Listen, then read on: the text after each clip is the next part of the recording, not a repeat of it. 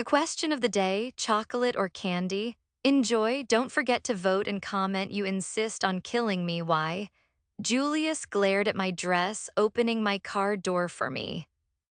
Well, it's fun, your funeral will be lit and I look good in black. Do I need any more reasons? I grinned. I should close this door and send you with the driver to get a new dress. Maybe he can drop you off in the middle of nowhere on the way back.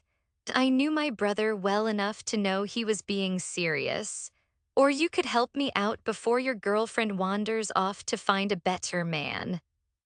Julius glanced back at his girlfriend, who laughed to herself at my comment. He and his girlfriend were in the car ahead of mine in the convoy. I shared a car with Damien since our parents were already at the gala. We were being fashionably late. Julius finally gave me his hand, helping me out of the car outside the hotel's main entrance that was crawling with security. Despite his clear hatred for my dress, he was still kind enough to make sure the skirt was straight and creaseless. I don't know why you're so worried about not being able to find a husband. My brother's red-headed girlfriend, Irina, quipped, "You're freaking gorgeous." While I appreciate the compliment, it doesn't make me feel better. I frowned, stepping closer to her as Damien approached from around the car.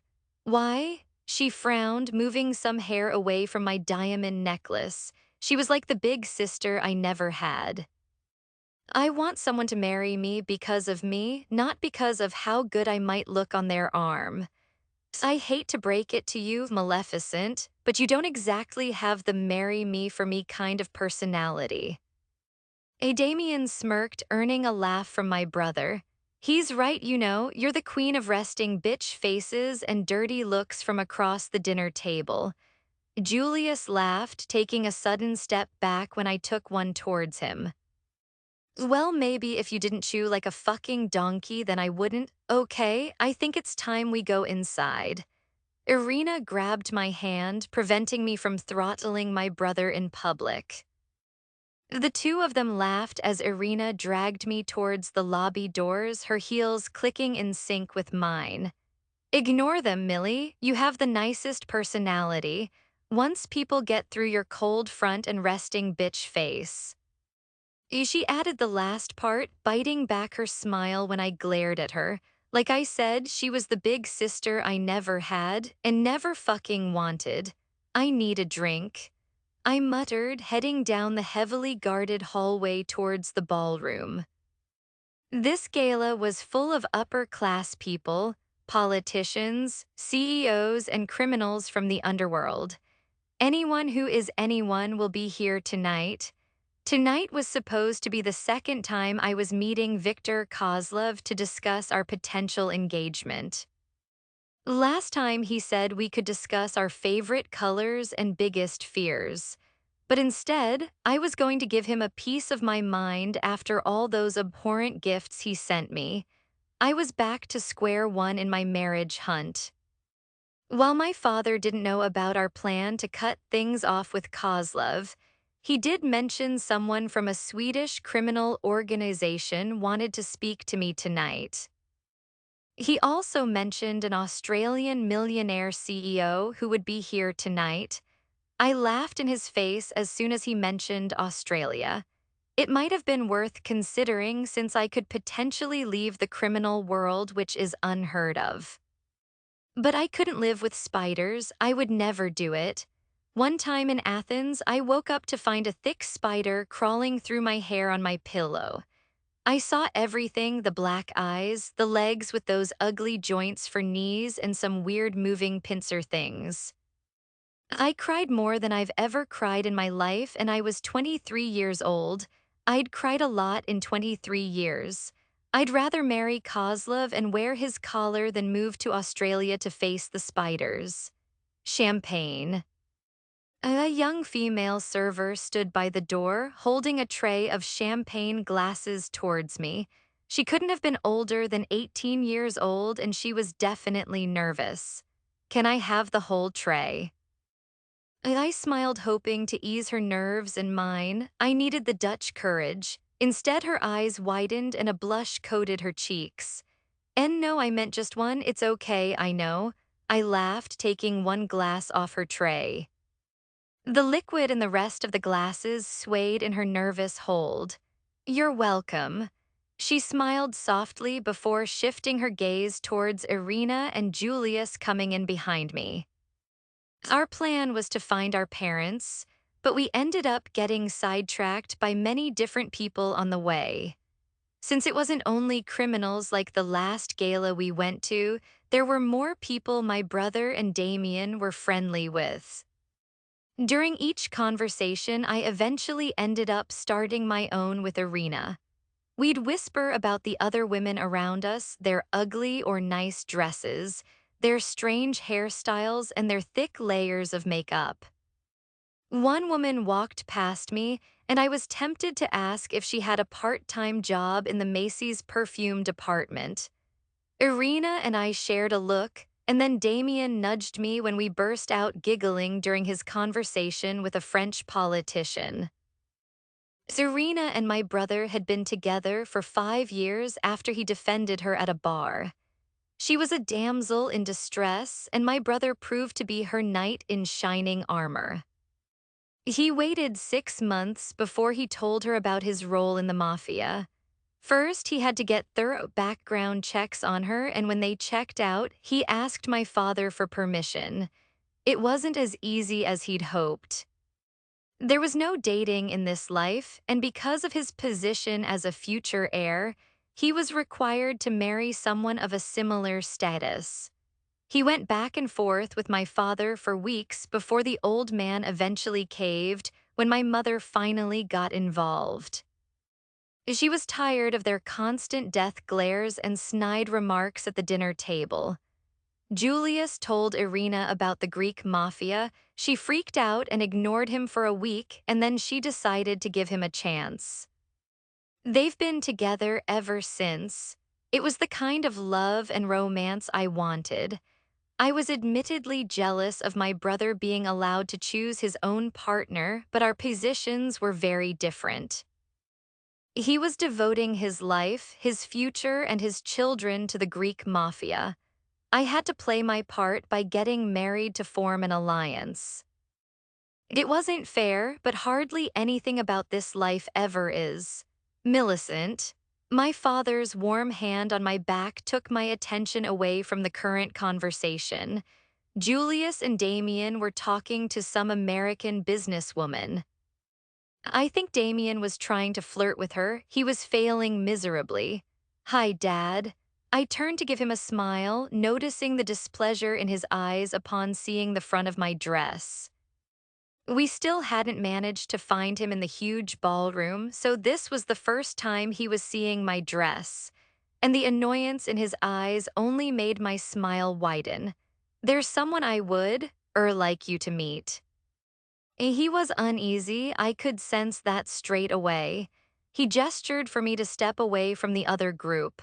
We took a few steps away, stopping in front of a short, kind of stubby man, a very tattooed, stubby man. I usually like tattoos, but not when someone is covered in them head to toe. At this point, he probably had more ink than visible skin. His neck, ears, jaw, hands, and even ankles were all covered. He even had a symbol inked on his left cheekbone. It took everything in me not to give my father a "what were you thinking?" Look, Millicent, this is Nils Olsson. His father leads Sweden's Syriac Mafia. Nils, this is my daughter Millicent. He's the Swedish guy who wanted to talk to me about marriage. I guess my uncle was right. After people saw me speaking to Victor at the last event, word spread in the underworld. And unfortunately, I was still at square one in my marriage hunt, which meant I couldn't get out of it. Ah, the princess of the Greek mafia, it's nice to meet you, Millicent. Princess? Is that what I'm known as? Cool, it's Millicent. I corrected him rather painfully. That's V-hat, I said, Millicent. Instead of replying, I turned to glare at my father who had stupidly put me in this position. Did he really think I'd survive a marriage with a man who could barely say my name? Well, I'll leave you to it. My father was clearly trying to stifle a laugh when he scurried over to my brother. A second of an awkward silence passed before Nils spoke with a peppy Swedish accent that just didn't match his tattooed appearance. So, Mycent, you live in New York, yeah? I'm killing everyone when I get home. Yeah, I sighed, sipping on my champagne. Ah, you will love Sweden more when you marry me. This is going to be a long fucking talk. Costa. I sighed when I heard my name being called for the fifth fucking time. E adesso, what now? I straightened my tie in the mirror before picking up my cuff links. They were gold cuff links with our emblem on, subtle yet very eye-catching. Can you help us with our bow ties? I slotted one cuff link as I turned around to face them. The moment I saw those idiots in the doorway of my room, I wanted to throw them out the window. Gio was helplessly holding his bow tie while Aiden had one knotted around his neck like those little French scarves, or a fucking sailor. Why the fuck did you choose the bow ties? To look like James Bond. Gio grinned, coming further into my bedroom in my New York penthouse. The penthouse was mine, but I kindly let the rest of my family stay here whenever we were in New York. Although, with the number of times they'd asked for help getting ready, I'm considering checking the twins into a hotel for the rest of our stay. Gio stopped in front of me, so I took the fabric from him, putting it under the collar of his dress shirt. I started tying the bow, smiling when he coughed. Too tight? Oh, me despace. I'm sorry, I murmured, applying a little more pressure before releasing it. My cousin glared at me as I finished expertly tying the bow around his neck. Meanwhile, Aiden was struggling to untie his previous attempt. I wouldn't be surprised if they both had a hand at tying this stupid knot. They always seem to do everything together. I finished Gio's, giving him a rough shove away before turning my attention to his brother. I smacked Aiden's hands away, now making my own attempt to untie the bow. What the hell is this? I muttered, struggling to undo it. I tried my best, man, Aiden huffed. La cose bel non accadono quando voi do cercate di faire casate. Good things don't happen when the two of you try to do shit. I finally undid the knot, making sure to choke Aiden just like I did with Gio as I tied his bow tie. I always like the keep things fair between them. Non cercare mai di legger una ragazza al ciuletto, finire per morir li quando non potrei annullarlo. Don't ever try to tie a girl to your bed. She'll end up dying there when you can't undo it. Was I trying to be funny? Hell no. Did they laugh like I was a damn clown? Yes. I shook my head, trying to control my temper after the long day of work we'd already had. And tomorrow we had to visit her, which I always dreaded. It was emotionally exhausting. So with that looming over me, this stupid event tonight was the last place I wanted to go. Unfortunately, when my father found out we were attending, I had to pretend it was for business purposes and not to break up some marriage with my twin idiots. Saying he wouldn't be happy when he found out what they'd done would be an understatement. The best thing I could do was keep it quiet and hope that, with my help, the twins managed to pull it off and no one knew it was them behind it. Now that my father thinks I'm going by choice, he's given me a list of people I shouldn't forget to greet when I get there.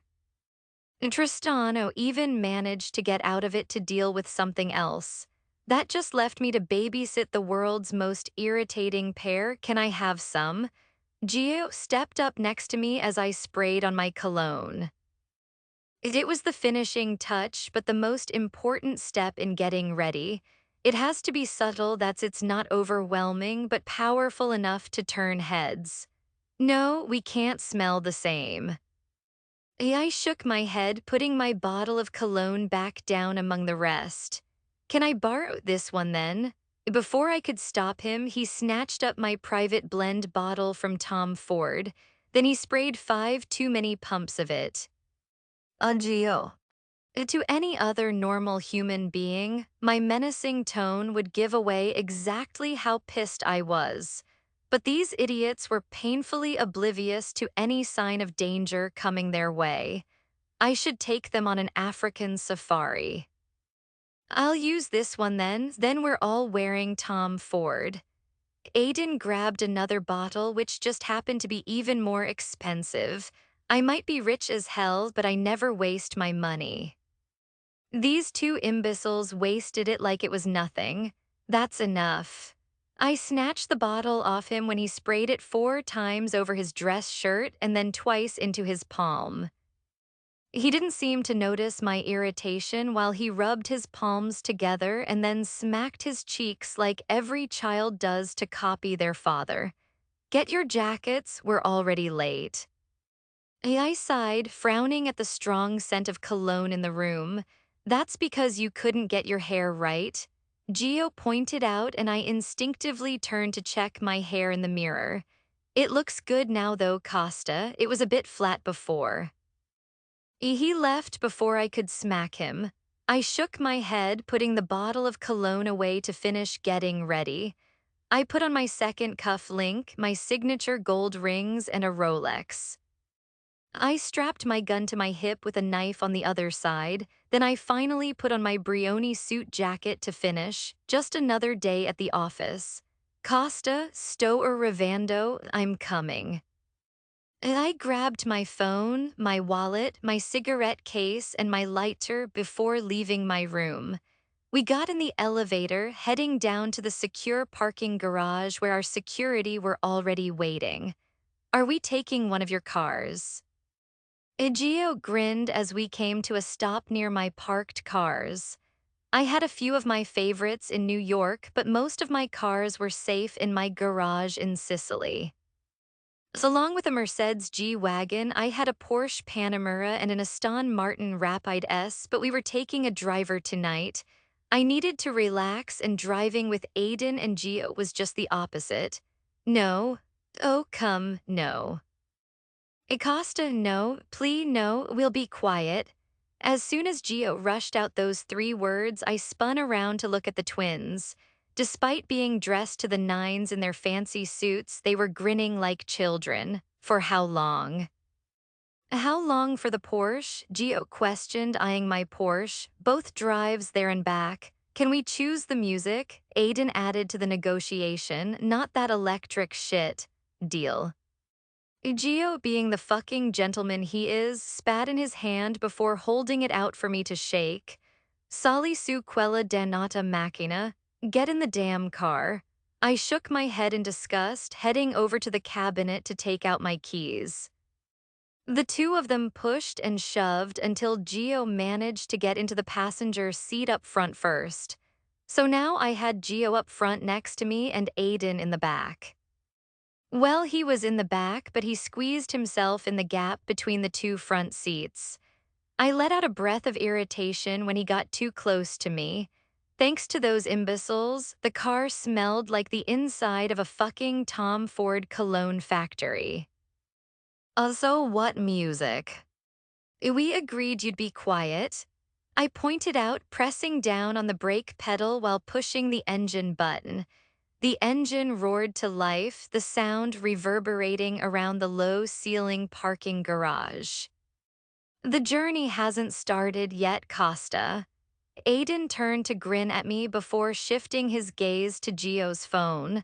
The two of them whispered about which playlist to pick while my security got into their formation. As soon as 2 SUVs drove out, I put the car in drive and rolled out behind them.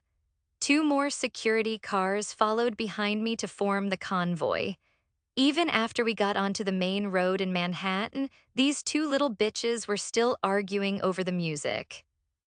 No, the other one. This one. No, that one. Which one? Gio huffed in annoyance. This one. I ducked my head just in time when Aiden attempted to shove his entire left arm between the 2 seats. He narrowly missed hitting my temple with his elbow when he pointed towards the phone. Shut the fuck up and sit back. I won't tell you again. It's dangerous and you're pissing me off. Aiden huffed, sitting back properly in the back seat.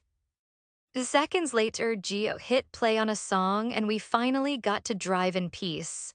For now, 30 painful minutes and a few arguments later, we finally entered the gates of the hotel grounds. Is she here? Aiden questioned Gio, squeezing himself between the seats again now that the cars had slowed down. The two of them were watching a live feed of the ballroom. How the hell they got access to it is a mystery I don't want to ever solve. Yeah, the flamingo is talking to some tattooed fat guy. Flamingo? I frowned at Gio, who grinned back at me. Yeah, the Greek princess is the flamingo, Kozlov is the chipmunk, and you're the Italian stallion.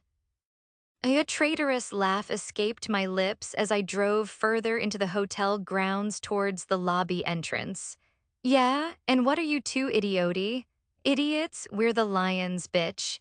Aiden laughed just as I finally pulled up to the entrance. Piu cum il pes rosso. More like the goldfish. I muttered, turning off the engine. We got out of the car and I handed the keys to the valet attendant.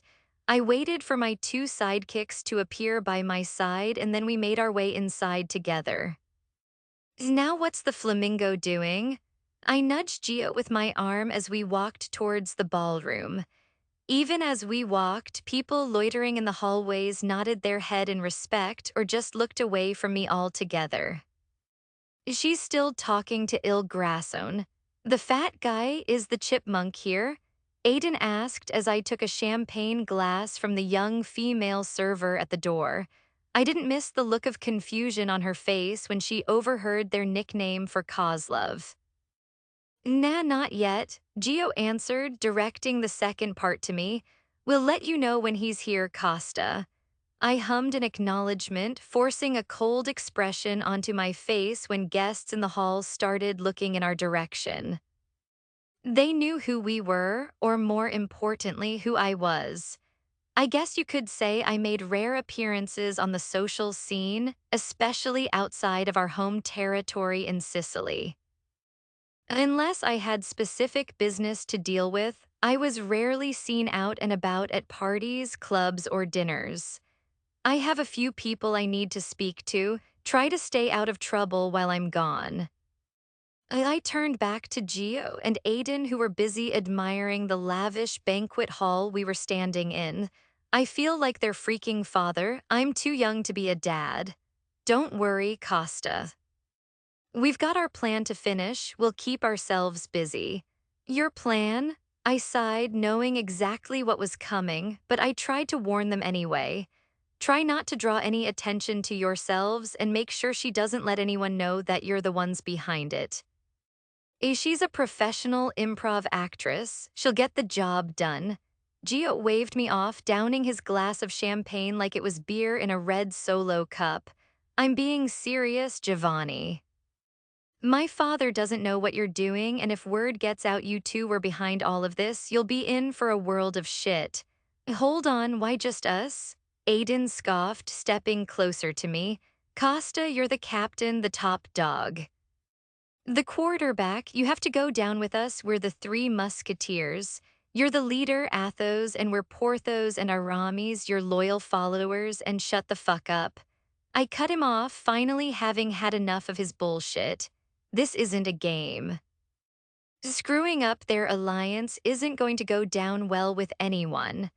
Not only will you be messing with Kozlov, but we'll also have the princess of the Greek Mafia on our case.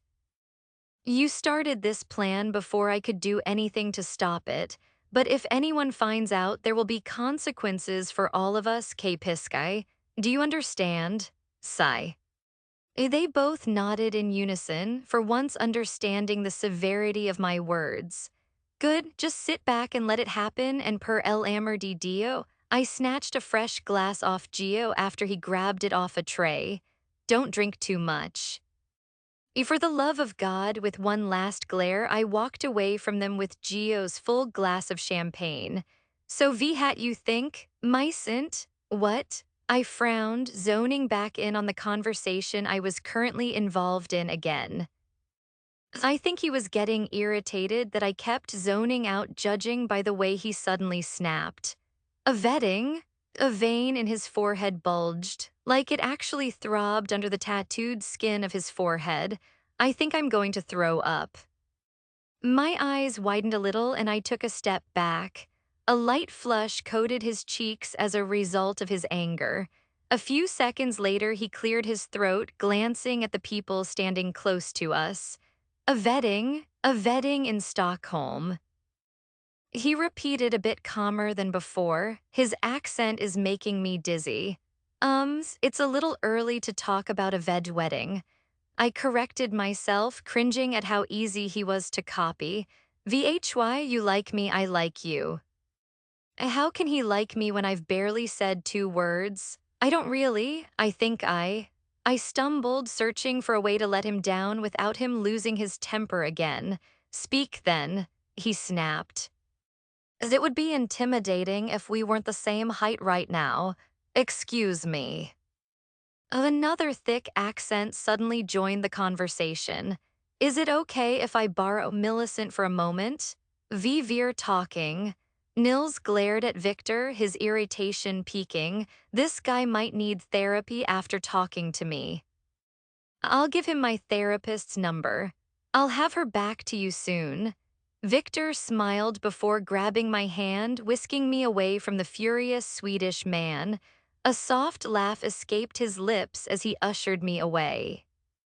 I would have been grateful to anyone in this room for saving me from Nils, apart from Victor. As soon as we were in an empty space in the ballroom, I yanked myself out of his grip. Don't touch me, Malaka. Asshole, what?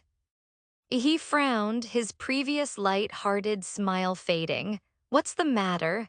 He took another step towards me, clearly misjudging how angry I truly was. What's the matter? I'll tell you what's the matter, you arrogant, misogynistic son of a bitch. I glared at him, feeling my anger rise at the expression on his face. He had the nerve to look innocent after what he sent me. You think just because I'm a woman that I'll become your property, that I'll just do whatever the hell you want for you and your men? You think that I'll look pretty on your arm in those dresses and jewelry and then I'll serve you at home? Victor rose an eyebrow at me during my rant, watching as I stepped closer to him again. You think you'll have a claim over me, that I'll become your submissive? I spat the words at him, venom dripping in from tone. Then I found the balls to lightly shove him backwards. The moment my hand made contact with his chest, I saw 2 men advance towards us from the side of the ballroom. Victor's eyes snapped in their direction and he instantly shook his head, calling off his security. A tense silence fell around us. His jaw was clenched while he was probably thinking over my outburst. Meanwhile, I processed the fact I just shoved the leader of the Russian Bratva in front of his own security and all the other guests. Millicent, he spoke tentatively, although this time with a bite of anger in his voice. He might have called off his guard dogs, but that didn't break through my own anger at all. Don't, I scoffed, don't do that, don't do what? Don't pretend like you don't know why I'm pissed, Victor.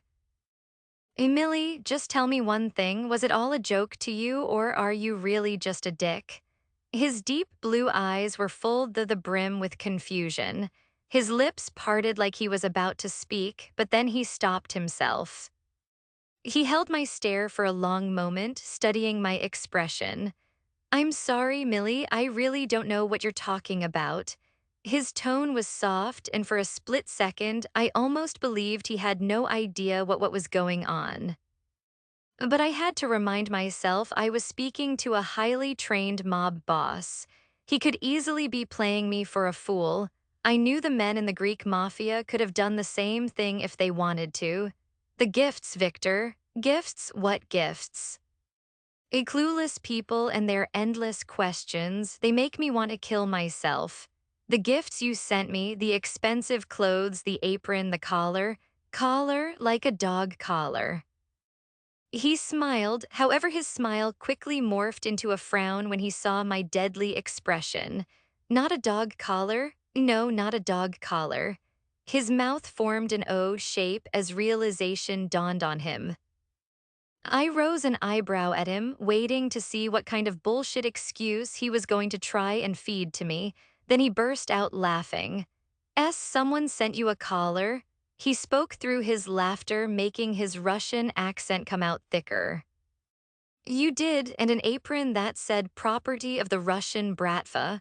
All the notes were signed with your signature. He cracked up all over again, even while I continued to glare. It was only when I went to take a step away that he grabbed my hand, pulling me back towards him. Millie, I assure you, I didn't send you anything. It's been just over 3 weeks since we last met, duh. I've barely had the time to sleep, let alone send you such creative gifts. Yes, he was still laughing, so why did they have your signature on then? I rose an eyebrow at him, daring him to try and lie. I don't know, perhaps one of the hundreds of people I've sent a letter or document to could have copied my signature. The honesty in his voice was enough to break through my anger for a split second, but that's all he needed. Millie, I promise I didn't send you any gifts. I'm sorry if someone sent you something that upset you. I'll have a look into it. They won't get away with it. How do I know it wasn't you? My anger was quickly melting away, revealing the vulnerability left behind. Whoever I married would quite possibly have the power to control my entire life. If I moved to live with another man and his family and his organization, he would be my only person. So I wouldn't have my family or my friends. I wouldn't have any home comforts or even a job if he said I couldn't work. And if he turned out to be a liar or a bad person, my life would essentially be over. Millie, if I wanted to turn you into my submissive, his lips twitched at that word and I narrowed my eyes. I wouldn't tell you about it after the very first time we met. I'd wait until after the engagement at least. He grinned and I shook my head, begrudgingly allowing him to pull me into him. I really would like to get to know you, Millicent. Is that still okay with you? So you don't have anything to hide. You're not going to force me to cook for you and your men? Victor smiled, shaking his head. No, I just want you to cook for me. Victor, I tried to push him away, but his grip on my hand was too strong. I promise I won't try to make you a submissive or my personal chef.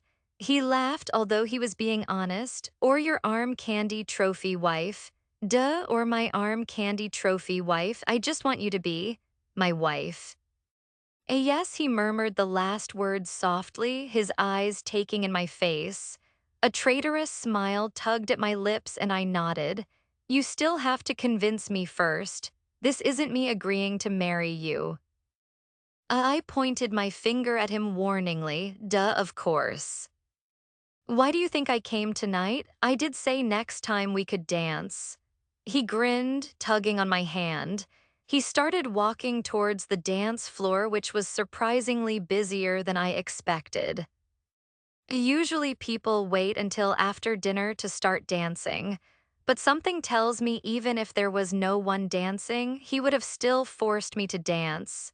You came for me. I smiled at his back as he walked ahead of me, our hands still connected. And for the prawn cocktail, they just don't make them as good in Russia. I rolled my eyes as we came to a stop on the dance floor. He turned to face me, placing one hand on my waist. He kept a hold of my other hand, so I held onto his shoulder with my spare hand. A moment of quiet passed between us before he suddenly smirked. I didn't know you had such a temper. Bitch, please, you haven't seen the worst of it. I shook my head, causing him to laugh. He thought I was joking. I wasn't joking. You know I've killed people for calling me a bitch before. He murmured with a serious tone, although his eyes gave away his amusement. Me too. Again, I wasn't joking. This is going to be an interesting marriage. I shook my head as we swayed together to the music. I never said I was going to marry you. I was quite considering that Swedish guy. You mean the guy that's been glaring daggers at me since I rescued you? Yep, I nodded. We had a connection and he didn't send me any offensive gifts. Are you sure he didn't do it secretly just to get me out of the race? I knew he was joking, but that thought had my movements faltering for a second. If he didn't send the gifts, then who did? Well, whoever did it is a dead man when I get my hands on them. I murmured, that residual anger still burning somewhere in the background. And if I find out it really was you, Kozlov, it wasn't. He cut me off, any previous amusement quickly disappearing. Besides the fact you almost killed me, I don't like people messing with my business. He had the same kind of expression that I was so used to. Growing up in the Mafia, I'd seen countless displays of anger and rage. I'd seen men become possessive over their business territory. I'd seen them become hungry for revenge and those expressions of bloodlust. Victor was just the same. Your business? I told you that day we first met, there's a business reason why I'm so interested in this marriage. Finding you sexy as hell was a bonus. Did it irk me that this was still a business arrangement? Yes, but I appreciated that he was being honest with me. So why my attempt at changing the subject was cut off when someone nudged me in the back. Oh shit, he muttered with a strong Italian accent as I turned around, still holding onto Victor. Sorry. The young man smiled sheepishly, his eyes taking me in with a strange expression. He had olive-toned skin and dark brown hair, fitting perfectly with his Italian heritage. His green eyes seemed mildly familiar, but I couldn't quite place them. It's okay. I smiled softly, noticing he was much younger than most of the other guests here. But he was still taller than me with his lean frame. Someone tugged on his arm, and I smiled when I saw what looked like his twin brother behind him. They must have been twins because they looked so similar in age and appearance, but they weren't identical. The other brother gave me an apologetic look, although he was much less friendly. Then the two of them scurried away, whispering between themselves. Did they just say flamingo? I frowned, shaking off the weird thought. I must have misheard an Italian word. I turned back to Victor, who was watching the two boys with a cold expression on his face. The coldest I'd seen on him since we met. Just another harsh reminder that he was absolutely part of this life, perhaps one of the most formidable bosses in the underworld. What's wrong? I attempted to break through the tension between us. Nothing, do you know them? I glanced in the direction they'd gone, but they were completely out of sight. They're the AC, never mind. He shook his head, forcing a small smile onto his face just as the song came to end. I frowned when he started looking around the room in search of something or someone. I think they're serving dinner soon. I murmured, still in his hold although our dancing had finished. I should probably go and find my Fami, Victor. We both turned towards the blonde woman who interrupted me. Her eyes were focused on Victor first, and then they shifted over to me. Who is she? She spoke softly with her heavy Russian accent.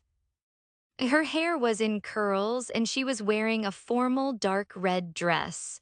It was the color of the Russian bratva, the same color as Victor's tie.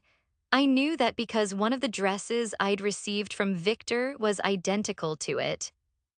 It was the same color, material, cut, and it had the same detailing. My father explained why the color was so important, something to do with their history and their legacy in Russia.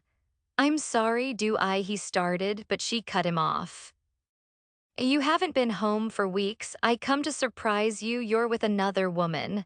She clutched her full glass of champagne, her eyes brimming with tears. You said it was business. What? The blonde woman cut Victor off again before he could question her. You liar, you're a liar. Our son is at home. You've been gone for so many weeks with her. Son? Her tearful eyes shifted over to me and they quickly became enraged. I roughly tugged myself out of Victor's hold as if his touch burned me. "Who the hell are you?" She glared at me. Why are you with my husband?" "Husband?" I repeated, struggling to keep up with everything that was going on. It's rare that I'm ever caught off guard like this. Damien never said he was married. A random Russian woman just appeared claiming that Victor's son was waiting at home for him while he was supposed to be away on business. Then she claims him as her husband while wearing one of the dresses I'd received 2 weeks ago. "You're married?" I shifted my gaze towards Victor, who no longer looked confused. In fact, he looked furious. His eyes were darting around the room, and I could already see his security approaching us. "Yes, he's married, Shliuka. Whore." I can't say I knew what she just said, but I had a feeling it wasn't a nice word. I didn't know he was married. I tried to defend myself. Did it matter? Nope. She did the unthinkable anyway, and I was ready to kill the bitch. "So how is your father doing? How the hell do you think he's doing?" "He's doing well. He took some time off after the funeral, but things are getting back to normal." My response had been the same to every son of a bitch that had the stupidity to ask me that question, referring to the death of my uncle. I couldn't hint at any signs of weakness, but I also couldn't pretend everything was great after my uncle died. They'd be able to see straight through it. The monotonous conversation continued for another few minutes. The only reason I was still standing there was due to the vantage point I had. From my position by the bar, I could easily see Viktor Kozlov dancing with some woman who I guessed was the Greek flamingo. I couldn't see her face, but she had a nice ass that I could look at instead of Kozlov's ugly face. That was mistake number one, thinking she wouldn't believe him when he denied sending the gifts. Clearly, by the way his hand was itching closer to her ass, she believed everything he said. Was she really that stupid? Well, he was telling the truth. But still, she really believed him. I could also see my cousins when they stupidly bumped into their target on their way to the main doors. Aiden stopped to smile at the flamingo while Gio had some kind of stare down with Kozlov. That was mistake number two.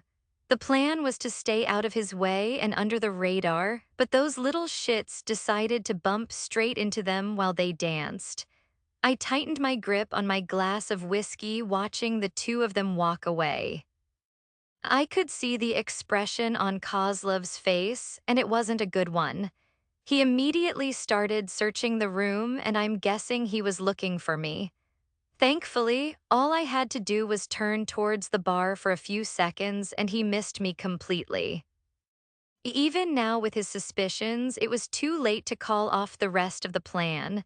Moments later, the finale arrived. I sighed watching her nervously approach Kozlov and the flamingo. This is going to be a disaster. Another whiskey. I fleetingly glanced at the bartender, putting my empty glass down on the bar. My attention went back to Kozlov, who was staring wide-eyed at the blonde actress in the red dress. It was a nice touch, giving her the same dress the twins sent to the flamingo. Kozlov continued stare at her, but his clueless expression was quickly replaced with one of fury. By now, he knew someone was purposely fucking with him. Their raised voices began attracting attention, and people stepped away to create a circle around them in the center of the ballroom. They could sense the drama about to unfold. No matter how upper class some people are, they live for drama. No doubt the women in this room will be discussing it at their next book club meeting or some shit. Kozlov's eyes scanned the room, and from where I stood, I could see his security fast approaching the situation. Julius and Damien Darmos were also pushing their way through the crowd to get to the flamingo. Words were exchanged before the Greek woman pulled herself out of Kozlov's hold. She turned to glare at Kozlov, hopefully asking him why he was such a stupid son of a bitch, or why he lied about being married. The blonde actress was glaring at the Greek princess, stepping in closer with animosity in her eyes. Then the third mistake was made. The actress got too into her role as a scorned wife. My eyes widened when she suddenly threw her glass of champagne in the Greek woman's face, a move that was absolutely not part of the plan. For a split second, I imagined silence had fallen around the room as Nicholas Darmos's daughter blinked the champagne out of her eyes. Her entire body went dangerously still for a split second, the time ticking by painfully slowly. Then she reached down to her leg, where she apparently had a knife strapped to her thigh underneath her dress. I don't think I've ever been more turned on. That was the moment I realized Aiden and Gio had underestimated her by naming her the Flamingo. She didn't know the actress wasn't actually Kozlov's wife. She didn't know it was fake. But she still made an attempt to kill her in front of her mob boss husband, his security, and all these other guests. She was bold as hell. If Damien hadn't grabbed her arm just in time, the blade would have slit her throat. Instead, the actress was left with a red cut across the base of throat. Damien was quick to pull her away from the commotion while Julius went all big brother on Kozlov. Julius shoved Kozlov, the pair of them exchanging some heated words just as the security arrived to pull them apart. Some were getting between Kozlov and Julius to stop them from fighting. Meanwhile, Kozlov's security were quick to seize the Russian actress that Giovanni had found. She immediately started shouting something, and I would bet $1,000,000 that I knew exactly what she was saying. And that was my cue to leave. I knocked back the last of my whiskey before rushing through the crowd, making a beeline for the door. My first thought was to find the twins to make sure they wouldn't get caught up in anything. I rushed out the doors and down the busy hallway in the hotel. The number of people loitering in the hallway reduced as I headed further towards the lobby. That's when I heard an irate feminine voice. Instead of finding the twins anywhere, I found Damien and the flamingo. I heard her ranting away in Greek as I headed down the hallway towards the hotel lobby. Her back was facing me as she dabbed a white handkerchief to her skin to mop up the champagne. Up close, her body was even more luscious and shapely. Her hourglass figure and her plump ass had my mouth running dry. Her hair was in loose waves cascading down her back. Her dress exposed the olive-toned skin of her arms and her back. It was extremely rare that a woman could capture my attention long enough to stop me in my tracks or disrupt my thoughts. I couldn't even see her face, yet I knew she was fucking stunning. I swallowed, forcing my eyes away from her emerald green dress. I kept my head down, hoping to make it past them quickly. The last thing I needed was to face her after everything we just pulled.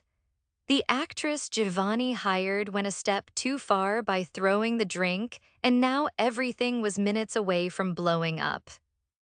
I needed to get the twins and get out before we got caught. Unfortunately, I wasn't that lucky. As soon as I was close enough to catch their attention, I heard my name being called. Costa.